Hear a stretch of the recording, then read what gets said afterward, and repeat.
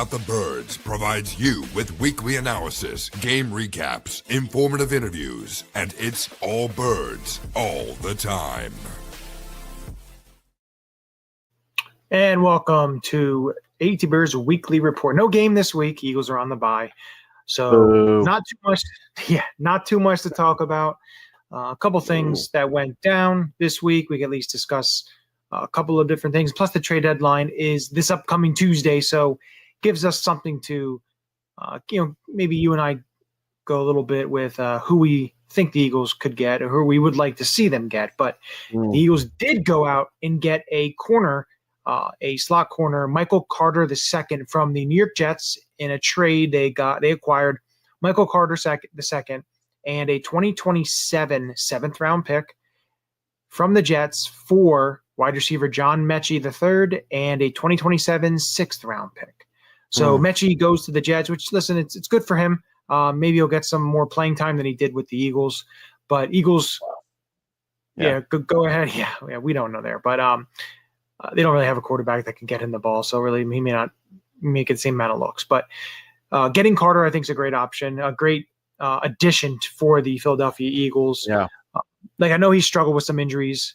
That's one thing that has been really hampering him. But he waived a $5 million guaranteed for injury for 2026, just so he can, be on the team, which shows you a little bit. But Joe Douglas, who is in the Eagles front office now, again, he did draft Michael Carter and gave him the extension that he got after the 2023 season. So he's very familiar with him.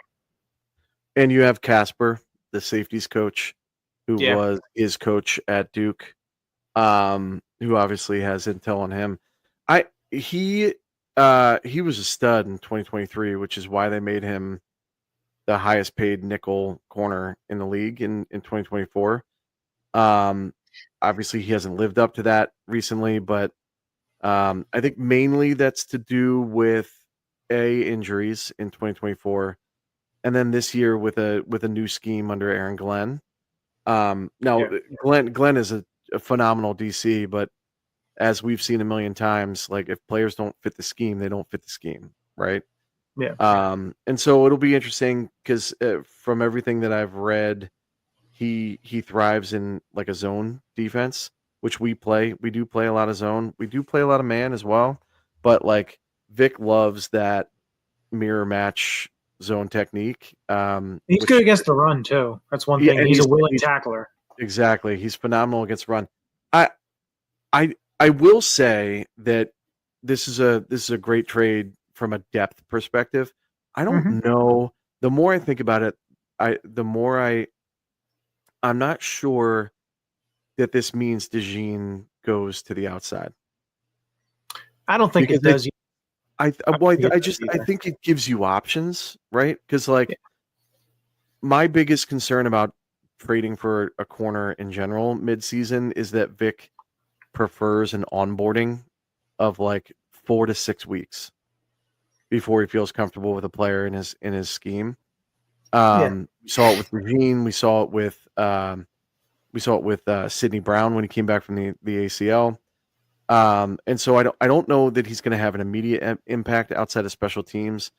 And I don't necessarily know that it means DeJean's going outside and he's going to start in the nickel. They didn't give up a ton of resources, so I don't think they're going to feel the pressure to. It's not like the Tank right away, like the Tank Bigsby trade where you give up 2 draft picks, 1 of 5, 1 of 6, and he's not panning out on the kick returns. But then listen, he works his way all the way up to And then that took 2-3 weeks before he actually started really getting some runs, because it's been a couple weeks. It was a couple weeks before he started really, because he had a couple weeks of some bad kick returns. So, I think one thing too, when you really think of it though, is it gives them, of what you said, the optionality and the fact that Michael Carter is a slot corner. The problem is, if anything happened to Coop, or if Coop had to move outside, who was going to come in and play slot? Yeah. Makuba can do it. But you don't really want to do that to a rookie. You want him playing and relearning the position that he's been all year to get better. Perry Nickerson, do you really want to run guys? You have to really be mindful of that. And this gives them the option and having the depth, 100%. Because guys like Kelly Ringo and a Dory Jackson and Jacorian Bennett really aren't slot corners, so it would put you in a really tough position. So having a guy like Carter gives you that option and gives you that depth that the secondary needs. So I thought it was great in that aspect. But I think you're right. I don't believe he's going to come in and play a ton of snaps right away. He's going to be on special teams if need be. You never know. He may come in for a snap here or two or a couple snaps, whatever it may be. But I think it's a great trade in the fact that he does have 2 years on his deal, which I'm sure they'll restructure see how he is. And I'm sure they'll restructure it, but we'll see where that goes. But, he's still young too. He's only 26 years old. So it's not like he's a 30-year-old corner. Doesn't he feel like he's been in the league for like 10 years though? Yeah. It's so wild. When I read his age, I was like, holy smokes. And I think he's definitely an upgrade over who we had behind Coop. Again, I don't know that this moves Coop outside. My initial reaction was, I guess this means Coop's going outside. I don't know that that's the case, at least not initially. And I think I could see him slotting in that like Isaiah Rodgers role. Yeah. When you're going that dime defense where you have essentially 4 corners on the field, I could see him playing that role. Mm-hmm. Yeah. I could definitely see that as well. So it's going to be interesting to see what they do, but they did. I think it's a good trade. Like I don't think we didn't lose anything. Like it's a win-win, right? Like you're not losing anything in the trade. It's literally a pick swap and giving up a player that wasn't going to see the field for a guy that upgrades a position. And I think too, the way you look at it, when you look at the giving up John Mechie, because remember they did claim Xavier Gipson, and we had that, you and I were talking a little bit after they claimed him thinking, okay, what does this mean for the wide receiver room? Because remember, this is when I believe Darius Cooper was still on IR. So they got Cooper back last week. So that added another receiver to your room. And, there really wasn't a spot left. Like Mechie wasn't going to play a lot. He wasn't a big time special teams player. Cooper can play specials. And he wasn't good on the return. So for them to be able to turn that into a player who can play special teams for you, but also can play defense, start, a notable starter. I think it's a great upside for the Eagles and the way they 100%. Can flip that. So I thought that was also too. And look, the Eagles roster is still going to be in flux. Perry Nickerson was released off the roster, so the roster stands at 52, but then he was added back to the practice squad, which you and I kind of talked about. Yeah. So there's two roster moves that are probably going to need to be made, depending if they make any trades, which we'll get into some of the rumors and some of the deadline stuff a little bit later here. But when you look at the roster and you look at kind of what they need to do, because we know Jacorian Bennett, Nolan Smith, and BG and BG all have to be added to the 53-man roster. Yeah. So there's 2 more cuts that are coming, or an IR from somebody or whatever it may be. So we're going to see some more moves probably the beginning of next week or maybe the end of this week, depending, because you and I have talked about it. If they wait till after the trade deadline, guys have to go through waivers. But if they don't, they can release them now and then add them in the practice squad like they did Perry Nickerson. So we'll see what comes with that. Eagles are off, so they don't have to worry about anything. They could just sit back and watch the other teams play this week.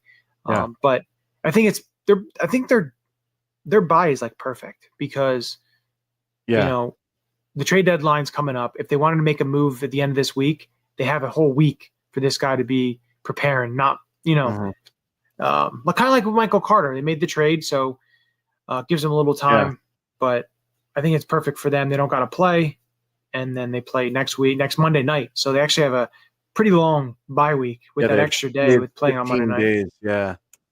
No, I agree. I don't know, and we'll get into this, but I don't know that we're going to make another trade, to be honest with you. This feels like... It depends. It depends how this... To me, it depends how this pass rush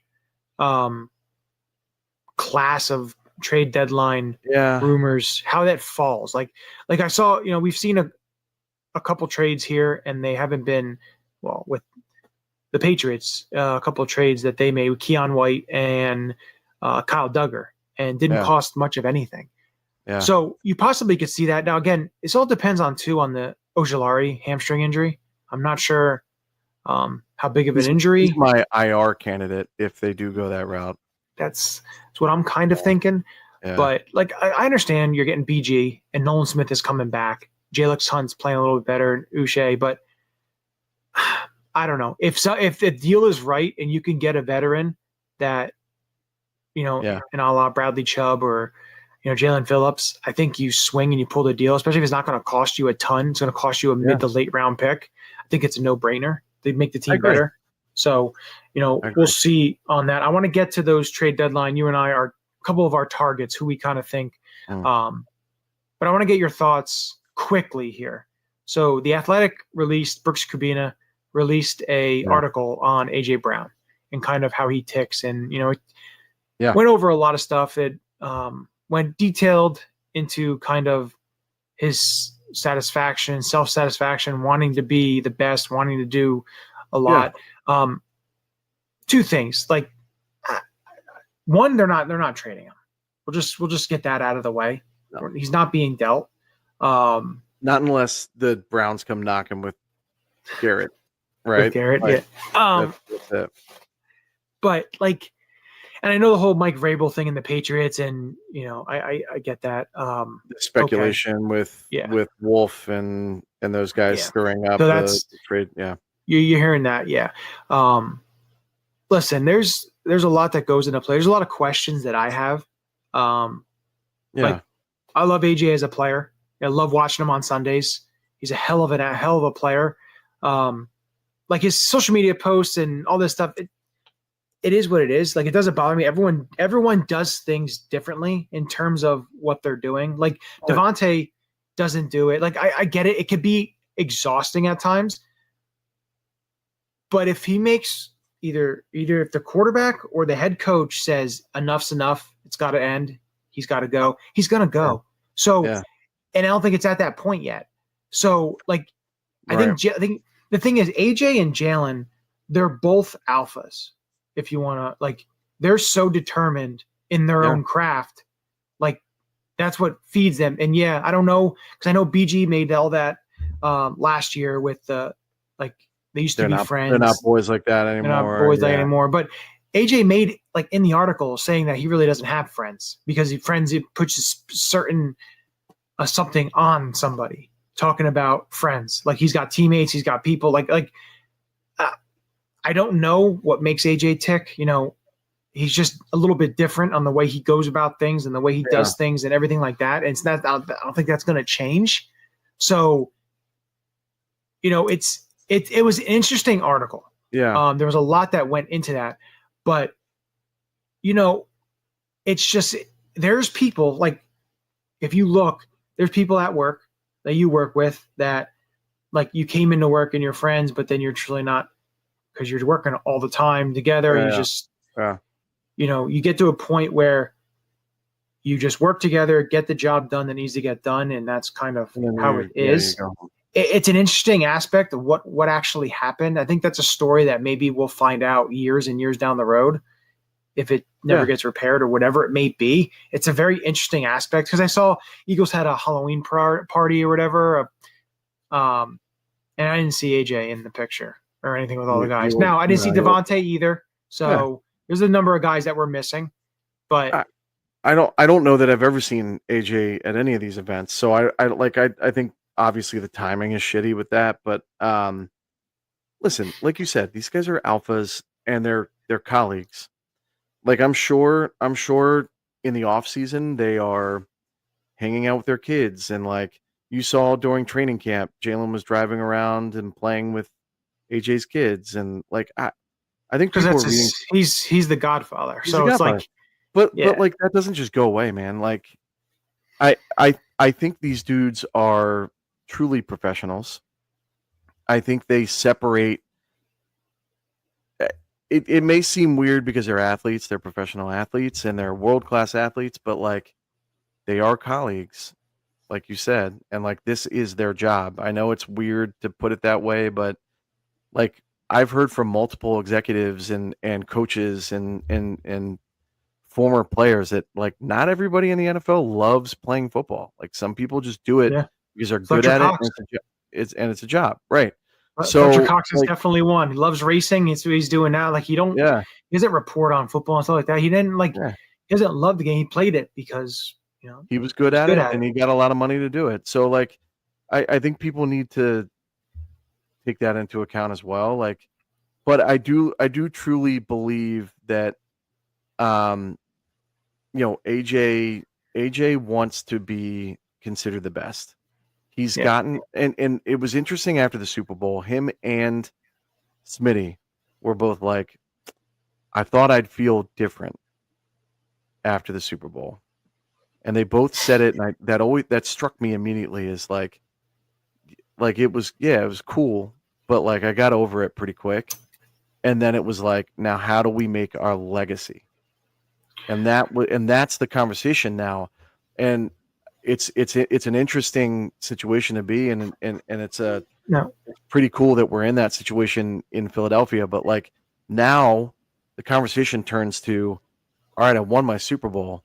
How do I get to the Hall of Fame? How do I become an All-Pro? How do I leave my mark on this game so that people consider me the best? Like that they are now chasing legacies. They got what they wanted. Now's the next.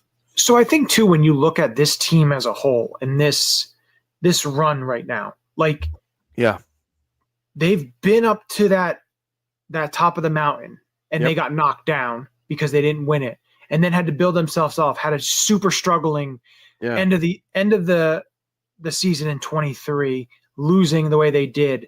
And then 24, they build themselves back up, got to the mountaintop again. Got to the mountaintop again, was able to nail that flagpole in there to be the champion. And then it's now that next step of, we did that. Now what? Now it's, okay, we have to make this something. It becomes the effect of, like, and you saw it with the Chiefs. The Chiefs winning multiple times, it's building your legacy, and is what you're talking about, building that legacy and building that culture, that program, and what they're doing to say, hey, it works because we are doing what we're striving to do. And I think too, another question that I have for you is, like, when you look at the playmakers and the stars on this team, and on the offensive and defensive side of the ball, you got guys from Bama and Georgia. And it's like you got a multitude of guys from both of those big time programs. I see where you're going. Yeah. When you're at Bama and you're playing receiver, there's 3 or 4 guys who are going to be getting the ball who are at like elite of elite. And like there's one ball to go around.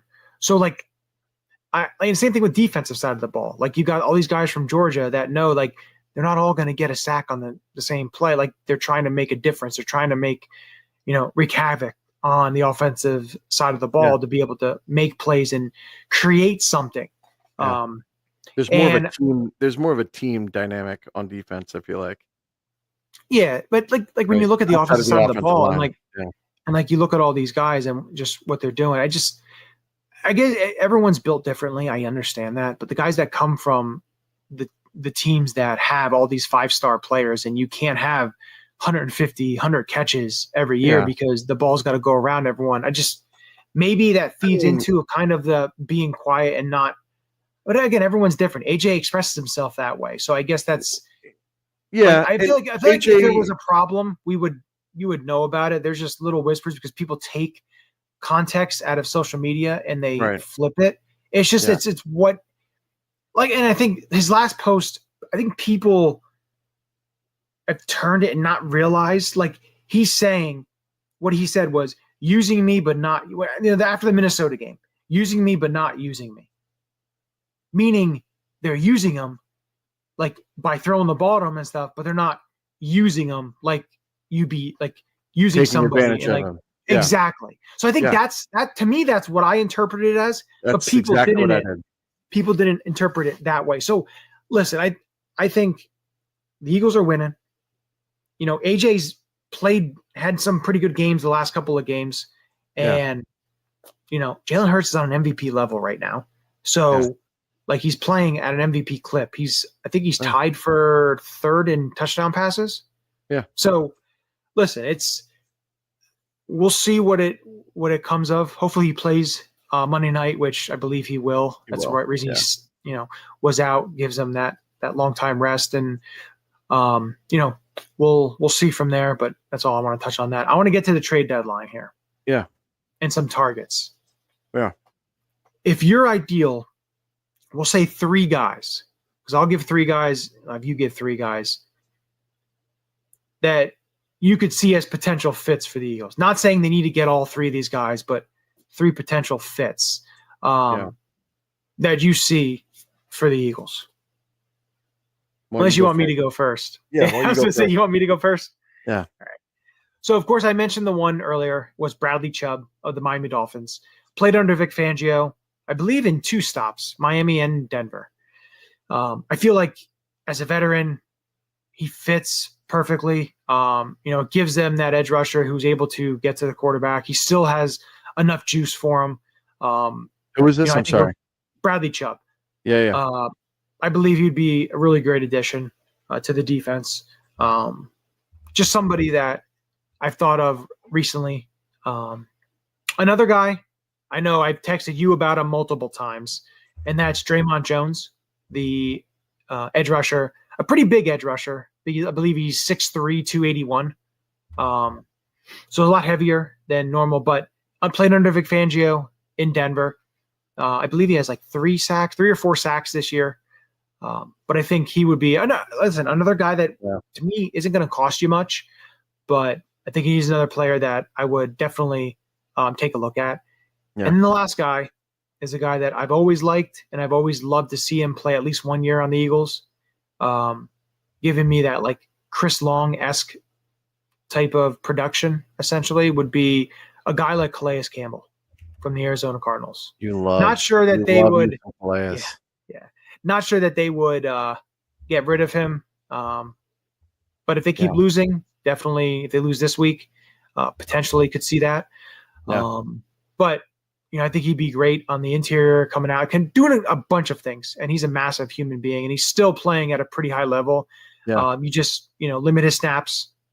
So kind of like you would do with BG, how the snaps are limited, but I still think he gives you a ton of. You play him in that 4-eye, that Milton Williams role? I think that would be a pretty good role for him.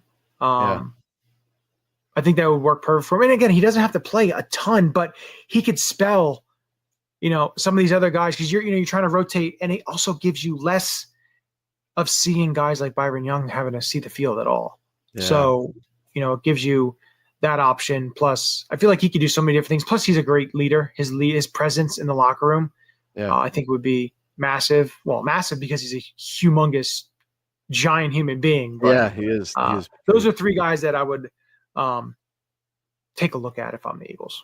Yeah, no, I agree. And he played for Vic, right? Did he play for Vic last year in Miami? Or was he in Arizona? Well, Vic was here last year. I mean, 2 years ago? 2 years ago. Yeah. Sorry. He was in Miami last year. Okay. All right. He's got 3 sacks in 7 games. Yeah. I mean, which is good for a 42. 5 tackles for loss. 9 quarterback hits. For a shitty team. 39-year-old defensive tackle. Unreal. Yeah, no, I love that. I love that move. And apparently we were high on him in the offseason. I don't know if you saw that article. Yeah. It was like us and I forget who else it was. Arizona, maybe, that was high on him. I love those moves. I love Chubb. I think Chubb is probably the most realistic. And I think he'd be the most impactful. The way I see it after this move, outside corner is still a concern, right? But maybe the Giants game is giving me false hope, but like I feel like it's serviceable as we showed last week if you have more of a pass rush. Yeah. Right? Like there's always that symbiotic relationship between the coverage and the pass rush. If the pass rush gets home, you don't need to cover as long. If the coverage is better, you have longer to get to the quarterback. So The perfect combination is to have an elite secondary like we had last year with a good pass rush like we had last year. That's just not going to be the case here. So I still think our number one need is still edge rusher, even though we have Nolan coming back. We don't know how his tricep is going to hold up. We have BG. We don't know how his tricep's going to hold up. And he's 35, 34, 36? 30. He's up there, man. He's almost my age. I think he's 36. Yeah, 36. And so like I love the fact that he's back and that should help. But if you listen to Vic is saying, yeah, it was awesome to beat up the Giants, but like it's the Giants. Like our pass rush should have been better. And so I think if there is going to be a move, it's going to be there. Again, Chubb is a big. He's probably my number one option outside of like the Myles Garrett's of the world. But two guys that caught my eye that are not getting the play that they should. One is Jalen Phillips, the partner in crime with Bradley Chubb in Miami. Mm-hmm. They're getting their butts kicked right now by Baltimore. And so I think there's going to be some sort of consequence there in Miami. I don't know if that's going to be Mike McCarthy or some of these edges being moved for draft picks so they can start a true rebuild. So Jalen Phillips and Bradley Chubb are two of mine. Arnold Abichetti out of he's definitely one of yours, State buddy. I feel like he just gives you a little bit of juice. He's buried in the depth chart in Atlanta after they went big time resources in the offseason at edge rusher. 2 first-round picks or a first and a second-round pick, I forget. But their top 2 picks were on edge rushers in the draft. So I feel like he'd be a nice little fastball off the edge. He has the skill set to play drop back in coverage like like Vic likes. And then the second position, he's definitely the same. Like you talking about him is like me talking about Draymond Jones. I brought that up multiple times to you. Yeah. And that's like the same thing for what you've been saying with. I like AK, man. I loved AK coming out. I think he's underrated. And he wouldn't need to be the guy. He could be the fastball off the edge. Like he could be that pass rushing specialist. But the second position that I think is flying under the radar here that I wouldn't be surprised if they make a move. Like I wouldn't be surprised if they go, we have Nolan, we have BG coming back. Like those are our mid-season acquisitions at edge, and we think that's going to be enough to help us moving forward. But our tight end too is a big weak spot. Okay. And so I could see them going after a guy like Michael Mayer out of Las Vegas. I think he'd be an amazing tight end 2, eventual tight end 1 of the future. He's still young. And somebody you've mentioned early. You actually mentioned him in the offseason too. Yeah. I just think he's a good blocker. He's a good receiver. He doesn't get the looks that he should be getting from like a receiving perspective. And he's playing second tier to or second fiddle to Brock Bowers right now. So I feel like he'd be a good insurance policy for Dallas Goedert, who inevitably gets banged up for weeks at a time. And you'd be able to do some serious like 12 personnel like they want to do. And then bring in if you had those two in 12 personnel and brought in Fred Johnson as your tight end 3 and just ran big boy football, like that's a game changer because you don't want Calcaterra back there blocking anyone. Yeah. I mean, he's getting destroyed by DBs. Like he's I forget what, it may have been Saquon's run when they lined up. I'm trying to remember. Somebody did post something and he was awful. He missed on the block so badly. It was really bad. But he's a good receiver. He's a good receiver. Like I think he actually runs pretty well for a big guy, but like he's just soft in the run game, man. He's terrible. So if I could pick two positions again, it would be edge rusher and tight end too. I wouldn't be surprised if they say we're good. We're not going to pay the price that people are asking for edge rusher. We have reinforcements coming in BG and Nolan. Let's upgrade our tight end too, like we did with Michael Carter. Again, I also wouldn't be surprised if they traded somebody out. Like I could see an AJ Dillon. There's the Patriots are looking for a running back. Yeah, maybe they go ahead and get a late pick. Get something for him, and then that frees up number 29 that Michael Carter can wear. Because you're always looking about the numbers. It's always something that we look about. So we'll see.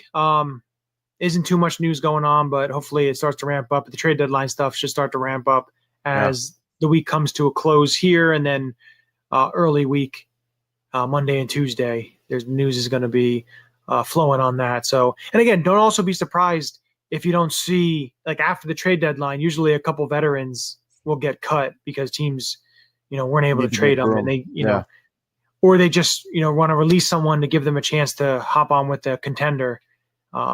So, definitely also something to keep an eye on as well. So, but with that, as we always do, a very joyful and happy Go Birds. But before we do that, make sure you're subscribing. Make sure you're liking, following all the socials down at the bottom. But we thank everyone. Link tree, baby. Hit the link tree. And again, with that, we always end it with a Go Birds.